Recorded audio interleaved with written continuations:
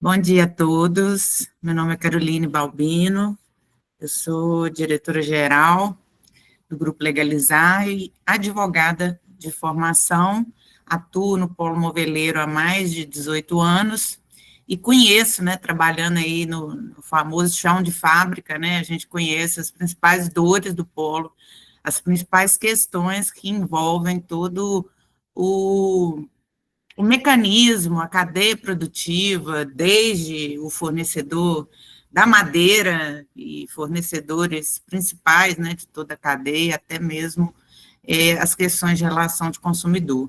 Então, é um tema que eu tenho, né, entendido como ainda, né, as empresas estão engatinhando, no sentido de elas, às vezes, detêm um departamento jurídico, elas detêm um departamento de assistência, né, que eu nem gosto de chamar assistência, eu gosto de chamar de departamento de qualidade, e ainda assim ela não mantém processos internos bem definidos e essa dinâmica, né, comercial entre lojistas, entre vendedores pessoa física, entre o próprio consumidor final, elas acabam ali deturpadas, né?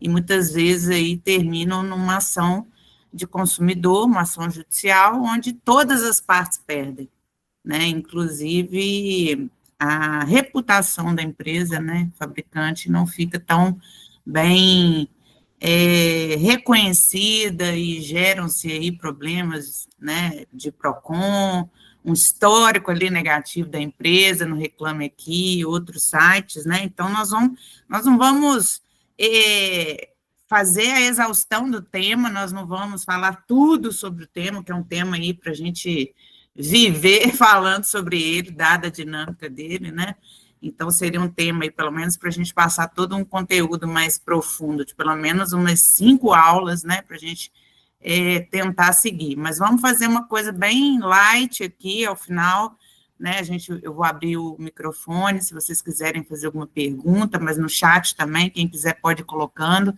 e, né, a gente vai tentar fazer isso bem dinamicamente. Bom, vamos falar dos conceitos, né, parece que é bobo a gente falar sobre conceito, mas se a gente não fizer, né, essa busca, né, principiológica, por entender os conceitos de quem é o consumidor, quem é o lojista e quem é o fabricante, a gente não vai entender onde que a gente está nesse posicionamento.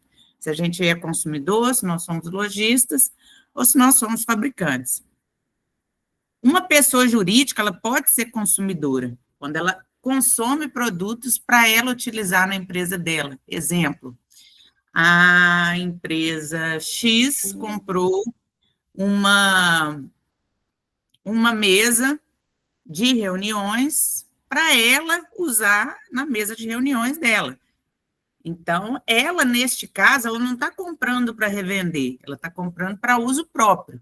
Nestas situações, uma empresa, pessoa jurídica, ela está na condição de consumidor, certo? Como, por exemplo, se a empresa comprar um veículo para ela de uma concessionária de veículos. Ela vai estar figurando na condição de um consumidor, a não ser que ela compre para revender, quebra-se ali, então, o elo consumerista. Então, a pessoa jurídica, ela pode sim ser consumidor.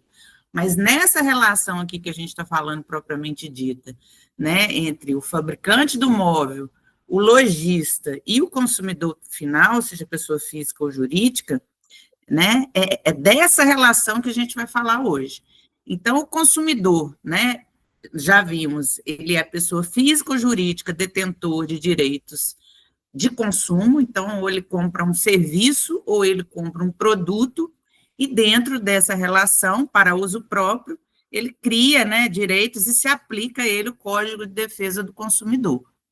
Lojistas, seja ele pessoa física ou jurídica, que compra móveis para revender, ele é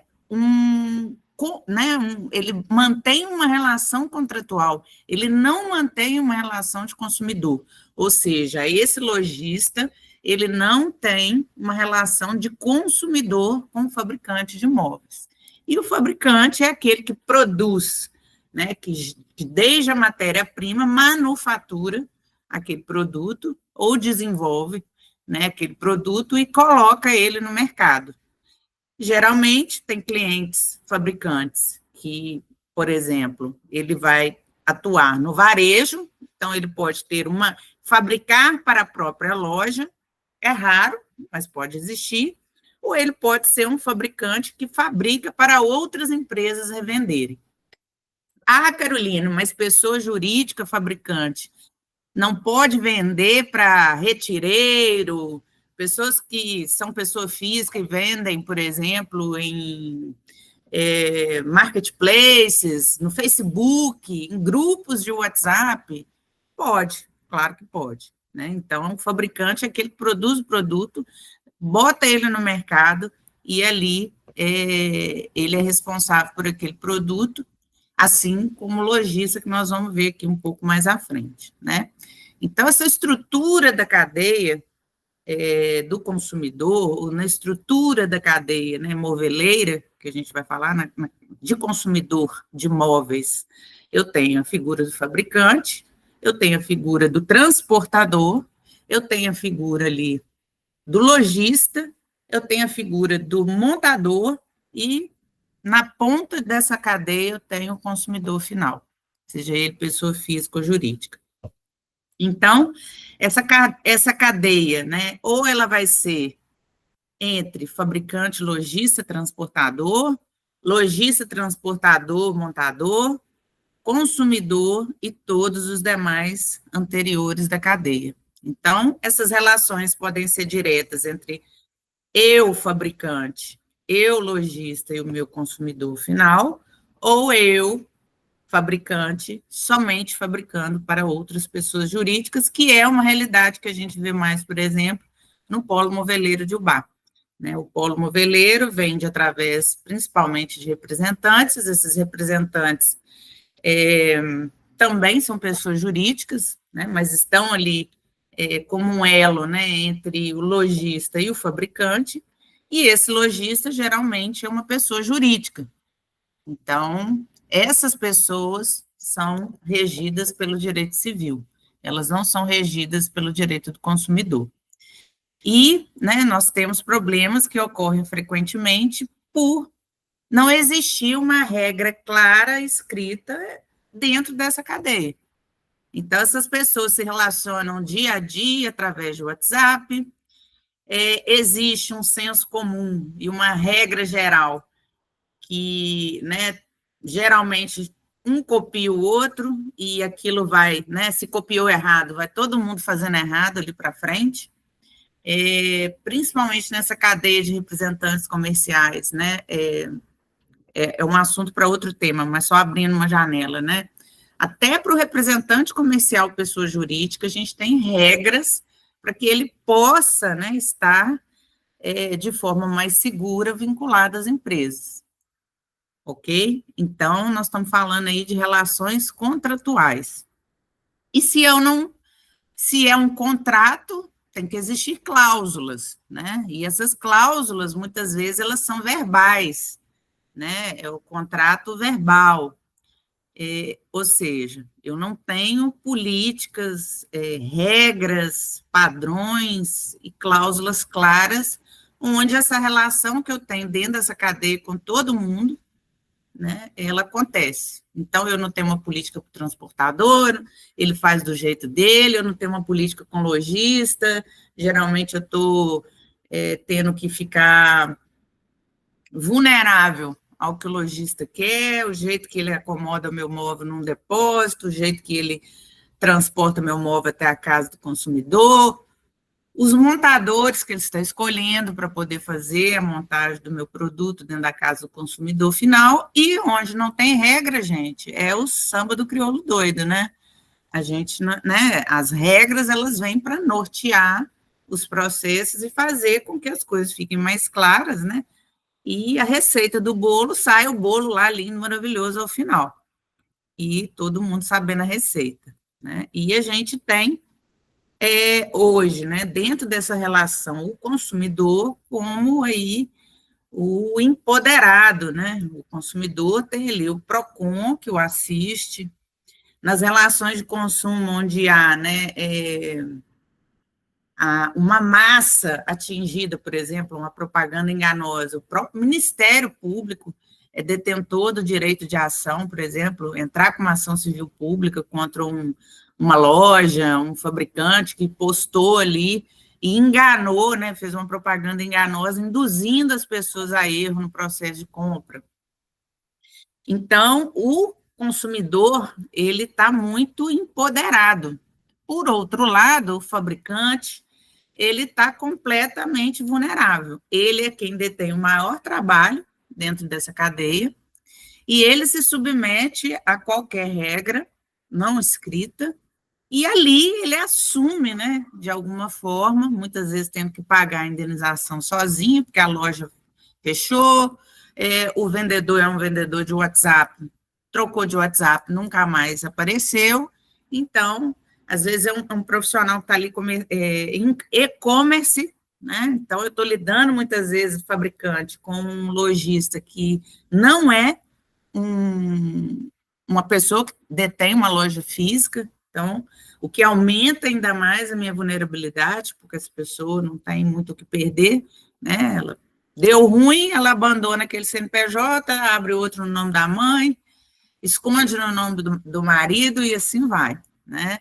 Então, os fabricantes, eles precisam mudar, né, essa concepção e passar a se empoderar mais.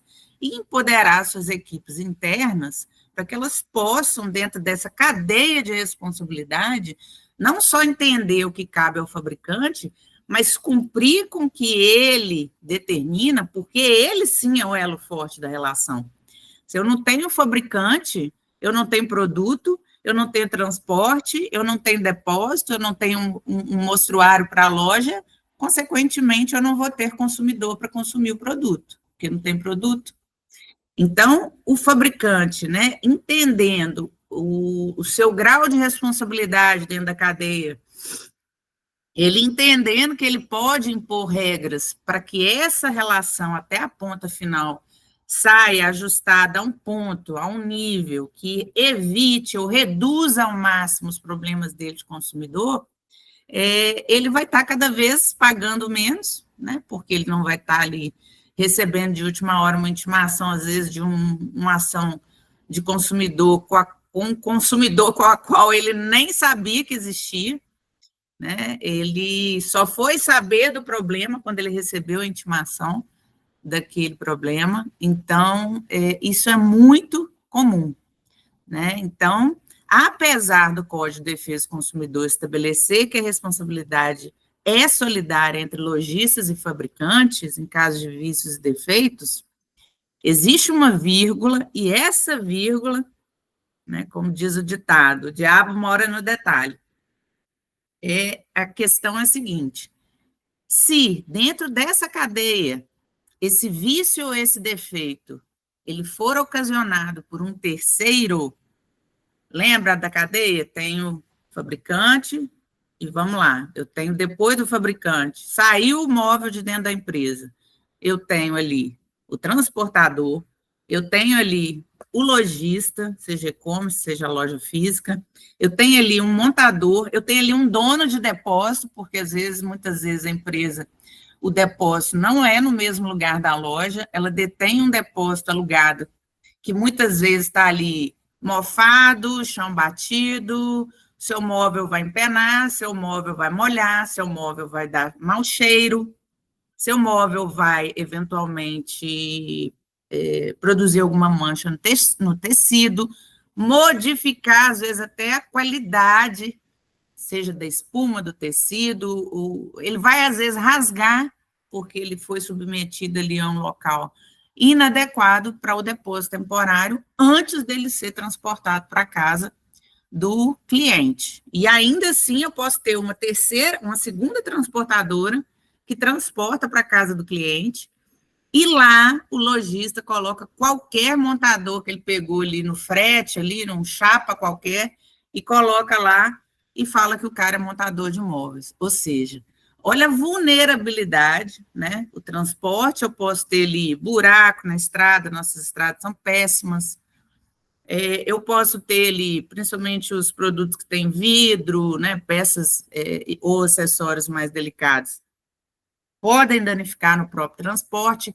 Então, olha a cadeia de responsabilidade, né, que o fabricante assume até a ponta e está pagando solidariamente por isso, porque ele não observa a cadeia de responsabilidade, ele não detém formas e controles para se blindar desse tipo de problema, e nós vamos ver a seguir aí como é que a gente pode reduzir, né, um pouco esses danos, né, patrimoniais para a empresa, porque a empresa perde dinheiro ao final do dia, né? Então, as relações entre as empresas lojista, fabricante, lojista, transportador, elas são relações, né, do direito civil.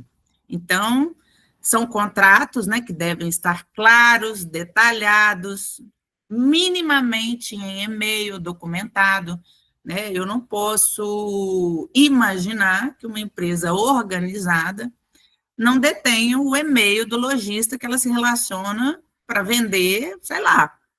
Para mim, passou de R$1.000, eu já tenho que documentar. No meu negócio, que é consultoria, se eu não documentar, não tem como eu trabalhar. Eu vivo de prestar informação e receber informação. Então, o WhatsApp, ele virou uma forma, né, muito fácil de se fazer negócios, mas é uma forma vulnerável. A gente já vê, por exemplo, decisões de tribunais, né, rejeitando a prova de WhatsApp, dada a fragilidade dela. E isso foi, né, tem sido divulgado e tem sido reiteradamente a manutenção, né, o pensamento de que as relações que se dão por WhatsApp, elas devem minimamente serem formalizadas posteriormente através de um contrato, um e-mail, uma política escrita, minimamente documentado as negociações. Então, são pontos de atenção que vocês precisam levar para dentro da empresa, né? Então, como repetido aí, né? Não existe relação de consumo. Então, esse lojista, ele não está super protegido como consumidor final. O lojista, se ele não se submete ao mínimo de regras impostos pelo fabricante, ele vai colocar o fabricante em situação extremamente vulnerável e desequilibrada dentro dessa cadeia, porque muitas vezes o relacionamento com o cliente, todos os contatos aconteceram exclusivamente com o lojista. O cliente nunca ligou, mandou um WhatsApp para a fábrica. O próprio lojista cometeu os erros ou danificou o produto, seja no transporte até a casa do cliente, seja no depósito inadequado. Então, nós precisamos criar essa formalidade, né? E essas garantias legais, né, nós precisamos observar, porque a garantia legal obrigatória é de 90 dias. Nós temos um grande problema, né, da falta de emissão de nota fiscal, desde a origem do fabricante. Só que isso, para o direito do consumidor, é a mesma coisa que nada, né? E muito pelo contrário, isso fala a favor do consumidor. Lembra que o consumidor está super protegido, né? Eu posso indicar, por exemplo, com o meu lojista, as minhas condições de garantia do meu produto dentro da loja dele. Então, se eu firmar um contrato escrito com o lojista de que após 90 dias, isso aqui nós estamos falando do consumidor final, se eu tenho um contrato onde eu estabeleço que o lojista ele tem garantia também do meu produto, e essa garantia também está sujeita a uma política, eu passo a travar ali e a blindar o fabricante para eventuais processos de consumidor futuro. Então, muitos fabricantes não sabem que podem estabelecer prazo de garantia para o lojista, e contratualmente, possível até de ser levado para o processo judicial, que se ele não vender rápido o meu produto, eu não vou ficar mantendo garantia para sempre. Porque olha a dificuldade. O consumidor às vezes, esse imóvel ficou num depósito ou ficou no mostruário por um tempão. Quando ele chega no cliente, já é 1 ano, 2 anos, 3 anos, sabe-se lá Deus, e chega para você uma surpresinha lá, uma assistência, um processinho, né, de direito consumidor, principalmente São Paulo e Rio de Janeiro, né, são os campeões, e Goiânia, aquela região ali. Então, nós temos aí, né, que blindar a empresa e ter um mínimo de prova até para eu ir brigar na justiça. Agora, se eu vou me defender, muitas vezes, quando a gente senta para fazer uma defesa, uma contestação, o cliente não tem nenhum documento. Ele não sabe quem vendeu, ele não sabe quem faturou, ele não sabe se faturou, ele não sabe se o produto é dele, ele não tem uma chancela, um documento. Muitas vezes chegam para a gente conversas de WhatsApp, assim, completamente conturbadas, que você não sabe por onde começou, né? O próprio setor, muitas vezes, com alta rotatividade de funcionários, passa de um para o outro, olha, não fui eu que comecei, mas eu estou terminando aqui, estou pegando na ponta já, não sei o que aconteceu anteriormente, ou o WhatsApp deu problema, nós não sabemos como é que ficou isso aqui resolvido. Então, se a gente não estabelece a regra, vai do jeito que for melhor para todo mundo. E aí, nesse jeito que for melhor para todo mundo, o fabricante que não assumiu ou teve uma parcela muito pequena dentro daquela cadeia de responsabilidade, fica assumindo 100% da responsabilidade. E aqui eu faço uma observação, porque para móveis sob encomenda, algumas questões da garantia não se aplicam, por exemplo. Se eu tenho um móvel por encomenda, exemplo, quem trabalha com móvel planejado, muitas fábricas de Ubá já estão produzindo esses móveis sob encomenda. Sofás, que às vezes foi projetados para locais que foram comprados sob encomenda, tome muito cuidado, né? Porque quem compra por encomenda, principalmente online, está começando a ter um pouco mais de direito também, porque ele não testou o produto, ele não viu ali o mostruário de tecido, ele não viu ali a textura e o quanto que é fofinho ali, eventualmente, a espuma daquele produto. E, via de regra, móveis sob encomenda, não é que você perde a garantia. Eu não posso simplesmente recepcionar um móvel na minha casa, que eu olhei a cor, que eu decidi a cor, que eu decidi o tamanho, e falei assim, eu não quero esse tamanho mais, esse tamanho não está encaixando. Eu mandei a medida certa, eu pedi a medida certa, eu mandei o projeto. Então, é diferente de um produto que eu compro na internet e eu tenho lá 7 dias, se eu simplesmente não gostar da cor. Então, também isso é um tema aí para a gente falar numa outra live.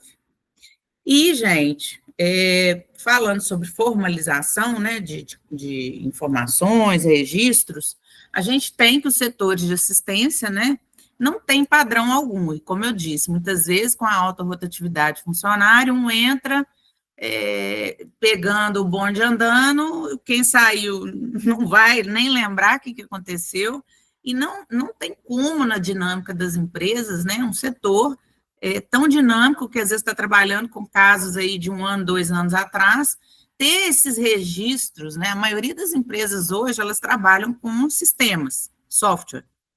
Só que o software, gente, você pode colocar lá o software da NASA. Ele não funciona se você não alimentar de informações. Então, uma vez que não é alimentadas as informações dentro do software, ele não vai te dar os dados que você precisa, o histórico, enfim, e todos os dados, né, que você precisa para montar ali, às vezes, uma defesa, uma resposta para o cliente.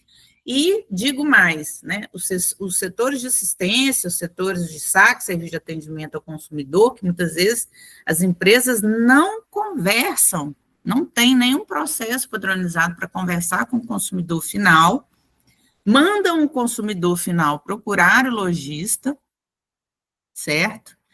Não há nada contratual falando que tem que que essa dinâmica pode acontecer e o consumidor vai falar, cara, por que o fabricante não quer falar comigo? Então, né, porque às vezes ele não está empoderado com as informações corretas de como recepcionar esse consumidor. E uma outra questão, né, chegam por WhatsApp, não são alimentados no sistema, ali fica, se perder o celular, acabou, não tem histórico nenhum, se roubarem o celular, se der um problema no celular, já era. E muitas vezes essas assistências chegam e, por falta desse padrão, elas são autorizadas sem qualquer investigação ou atendimento, né, prioritário desse consumidor. Então, tem muita gente aí ganhando móvel, né, tanto lojistas quanto consumidores finais, porque as fábricas não estão preparadas para observar os próprios direitos dela, tá? Então, para a gente sanar essas questões, né, e solucionar isso, eu separei aqui algumas dicas, tá? Não são só essas, obviamente, mas essas já empoderam o fabricante bastante para que ele consiga se organizar. Então, ele pode ter, né, a definição dos processos claros. O que é o processo?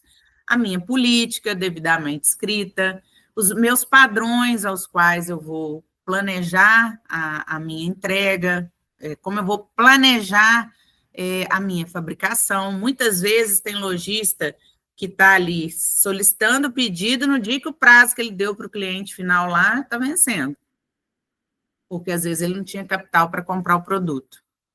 Então, essas perguntas, né, ou essas regras de que ele precisa informar, o comprador lojista, ele precisa informar a data da compra do cliente e se é para algum cliente específico, é importante, porque a gente vai tendo dados do que está acontecendo. Você começa a observar aquele lojista que é desorganizado também, você força o lojista a se organizar quando você começa a entender como é que é a dinâmica de venda dele. Ou seja, você passa a blindar melhor o seu departamento de assistência.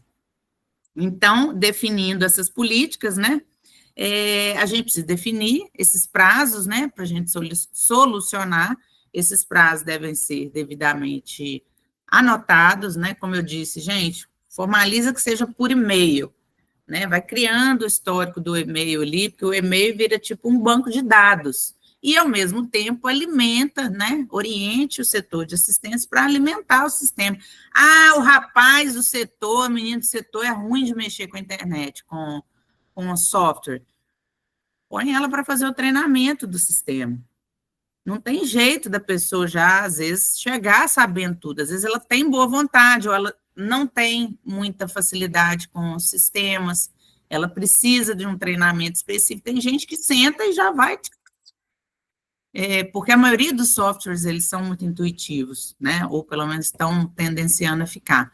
Mas, né, eu também não posso esperar que esse funcionário chegue perfeito para mim, né? Ou ele vai vir viciado também de outras fábricas que ele trabalhou, por procedimentos que lá também, né? Como eu disse, até copiar errado é um problema, porque até o treinamento que não é dado e as pessoas vão intuitivamente fazendo ao jeito delas, vai criando vícios de procedimento, né, para que essa pessoa, daqui a pouco, não saiba nada, né? Ela passa até a atrapalhar o setor, porque ela é desorganizada, ela não anota nada, ela não registra nada.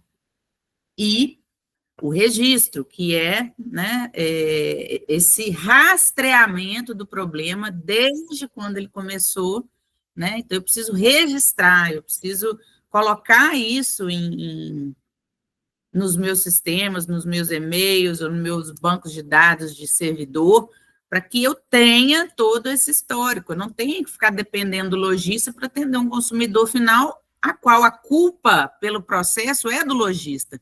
O lojista, muitas vezes, ele não vai querer te ajudar, porque se ele for te ajudar, ele vai prejudicar ele. Porque o consumidor entrou com processo por mau atendimento, por má gestão da demanda do cliente consumidor final. Então, esse lojista, muitas vezes, né, que o fabricante coloca toda a confiança nele para solucionar o problema do consumidor, é ele que vai te gerar, às vezes, o problema de consumidor, porque ele não tratou corretamente aquela demanda do cliente, por N motivos, falta de organização, não quis jogar a culpa para o fabricante, enfim, vários motivos, né, com os quais a gente não tem que saber por quê, a gente tem que se blindar, porque a gente sabe o que acontece, né, e dê publicidade a essas políticas, não adianta nada também eu escrever a política, toda a minha empresa está lá direto, né, entra gente, sai gente, entra gente, sai gente, por fim a política está escrita e ninguém sabe que ela existe. Ou pior, né, o seu lojista, que é quem vai estar sujeito à política, não está sabendo de nada dessa política. Então, a gente precisa dar publicidade às políticas para que elas se tornem efetivas. Vai resolver 100%, gente? Não vai. Mas vai reduzir os problemas significativamente, se a gente tiver ali essa estrutura minimamente montada. E aí, né, algumas outras formas de blindar a empresa de passivos jurídicos por exemplo, desenvolvendo fichas técnicas, certificados. Muitos dos nossos clientes que têm, por exemplo, móveis montados, né, eles fazem vídeo, achei isso interessantíssimo, o vídeo da montagem. Então, esclarece dúvidas, olha, essa parte aqui é para cima, não é para baixo, porque às vezes existe a ficha técnica, existe tudo bonitinho, mas ainda não está legal. E tem gente que é complicado, né? Às vezes você vai pegar um consumidor, dependendo do seu público, ou mesmo um montador que for lá montar, que não é de uma inteligência, né? Ou não teve estudo realmente, enfim. Outros motivos também alheios à vontade do fabricante. Então, registrar, ter certificados também de garantia, seguindo os produtos, isso é muito importante, né, que demonstra uma empresa organizada. Ah, mas eu sou pequeno, eu tenho que ter ficha? Lógico, você nasce pequeno, mas você não vai querer ficar pequeno para o resto da vida, e mesmo você sendo uma pequena empresa, você precisa se organizar. É por isso que as grandes estão grandes, porque elas se organizaram, foram aumentando a sua capacidade técnica de organização, trouxeram profissionais que detinham conhecimento e aquela coisa foi avançando, né? É com a melhoria de processos que as empresas crescem, né? Não é com a piora de processos que as empresas crescem. Então, quanto mais melhorado for o processo operacional, desde a fabricação, processos administrativos, processos de comunicação com o consumidor, contratos com lojistas, mais você vai ter sucesso. Então, essa é a receita básica do bolo. Marcação nos móveis e identificação de origem, pessoal. Por quê? Porque isso é importante. Eu tenho muitos fabricantes que, às vezes, fabricam um móvel, um igual ao outro. O que vai diferenciar esse móvel? Qual a marca que ele tem dentro dele, que seja um X vermelho, que seja um carimbo, que seja uma etiqueta, que seja um tag, que seja uma logo, né? Qualquer coisa que diferencie os seus produtos dos demais. Nós já tivemos caso, tá?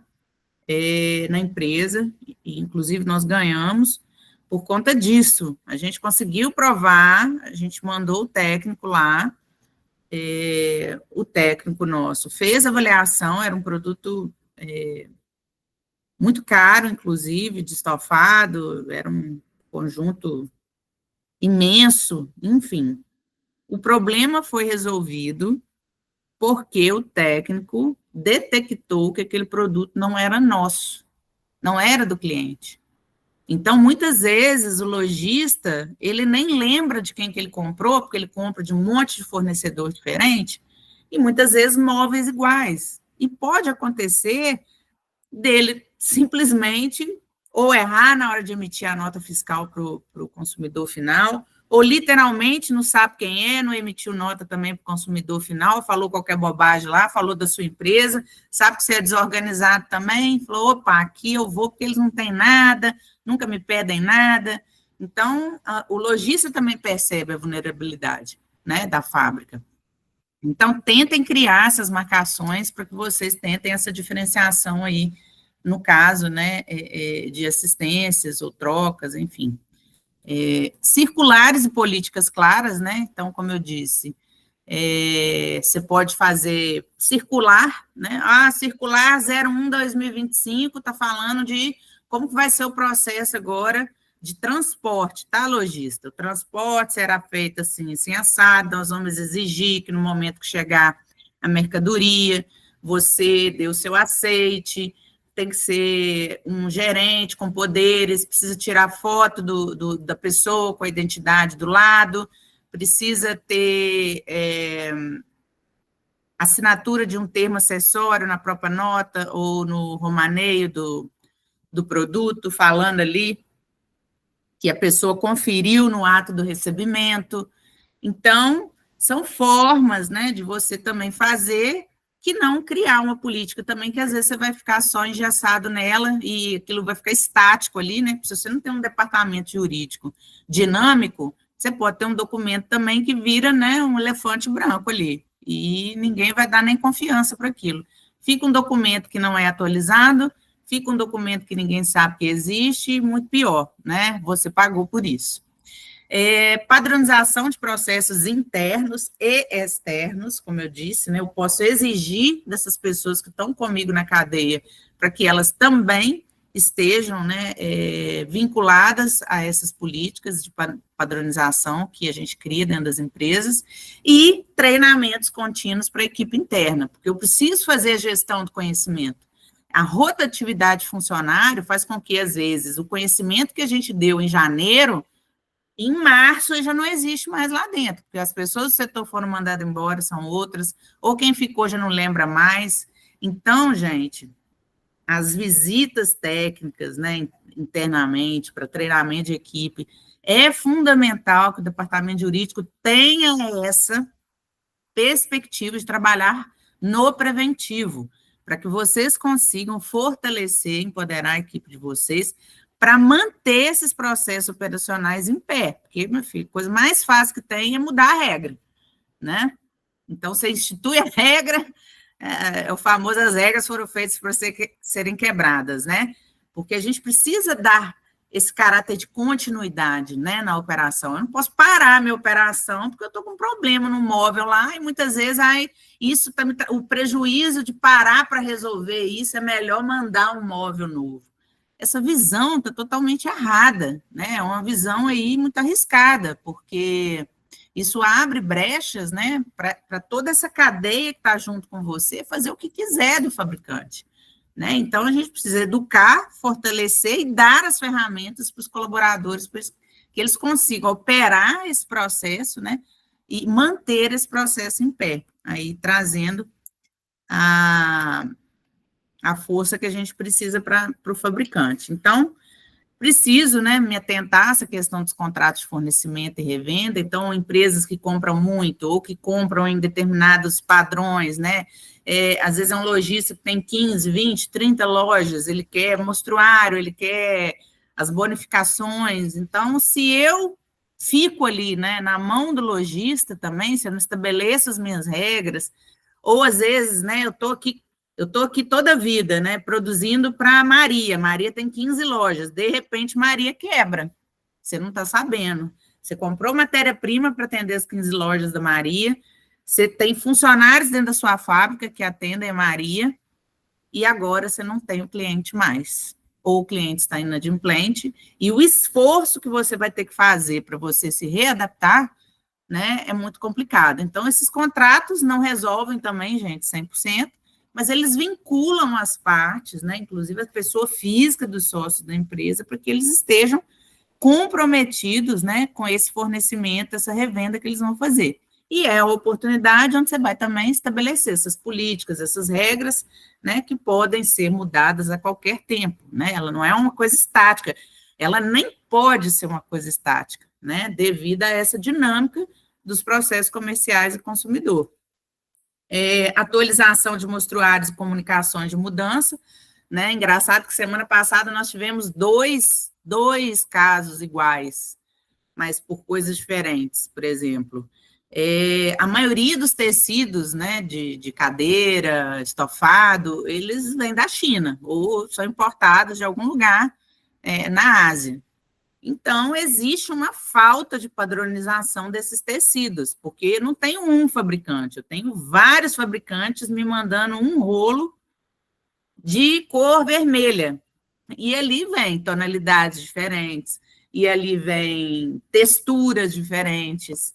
E isso é um problema, né? Porque eu manter essa padronização também, para que eu possa me comprometer, por exemplo, a estar sempre entregando o que está naquele monstruário disponível, é muito difícil, né? Então, vocês precisam criar, né, formas de exigir dos fornecedores algum tipo de padronização. E hoje existe, né, porque a gente trabalha aqui fazendo radar, fazendo cotação de produtos da China para importação para clientes. Então, a gente sabe que existe um processo operacional que você pode exigir do seu fornecedor para que ele tenha, né, um fornecimento mais adequado dentro da sua necessidade. Então, existem empresas especializadas, e a gente trabalha com uma delas, que vão até essas fábricas de tecido, por exemplo, ou de pezinho, ou do que for, whatever, e fazem essa vistoria para entender se essa empresa está entregando padrão, se ela não tem trabalho escravo, se ela possui tecnologia necessária para a manutenção daquela quantidade, a qualidade que você precisa.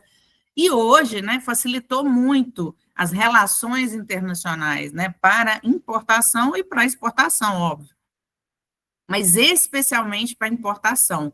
Então, hoje você consegue comprar em contêineres coletivos, hoje você consegue fazer um preço muito mais em conta o seu próprio radar para poder importar o seu próprio produto, mas ainda assim, se você não está nesse momento, né, você pode, então, exigir, né, ou fortalecer esse relacionamento com o seu fornecedor de matérias-primas para que ele tente e se atente para a qualidade que você precisa manter para que você continue entregando um produto de qualidade para o seu consumidor e para o seu lojista.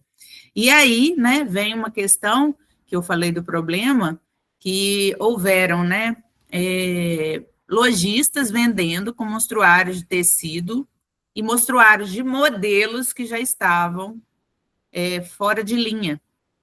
Então, talvez por erro de comunicação, talvez por falta de um relacionamento melhor do próprio fabricante com o lojista, que deixa também esse relacionamento 100% às vezes na mão do representante comercial né, acaba também desbalanceando o fabricante, né, que também não tem um poder de relacionamento e uma aproximação muito grande com os lojistas, né, ficando ali a cargo quase que 100% dos seus representantes, que muitas vezes não são da empresa, estão ali com várias pastas na mão e vão vender, como se diz, o que dá a comissão mais alta.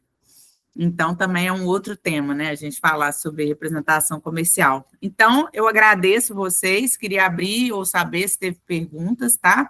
Quem quiser tirar uma fotinha aqui do QR Code, pode tirar. O Linktree, é um link que tem vários acessos lá das nossas redes sociais, dos nossos telefones. Fiquem à vontade para nos chamar para palestras dentro da empresa de vocês, ou também fortalecer o seu departamento jurídico, tendo a nossa assessoria. Muito obrigada pela participação de todos, eu agradeço.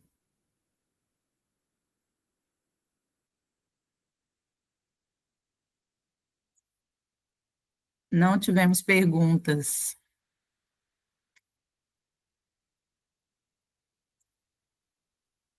Pessoal, então eu vou encerrar a live. Agradeço a participação de todos. Peraí, suporte Castor, olha lá.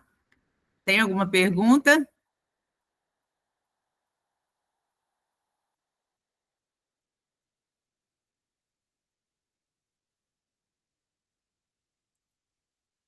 Muito obrigada, pessoal. Tenha um ótimo dia.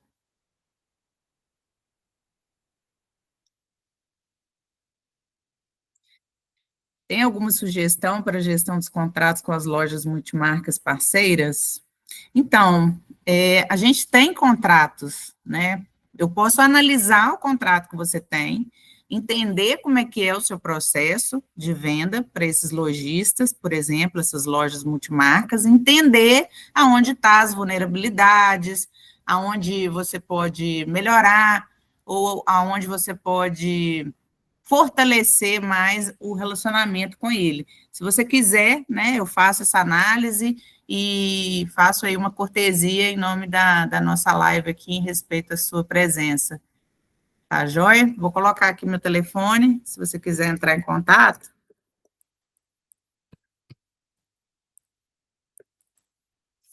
A gente conversa e eu consigo te ajudar, tá bem?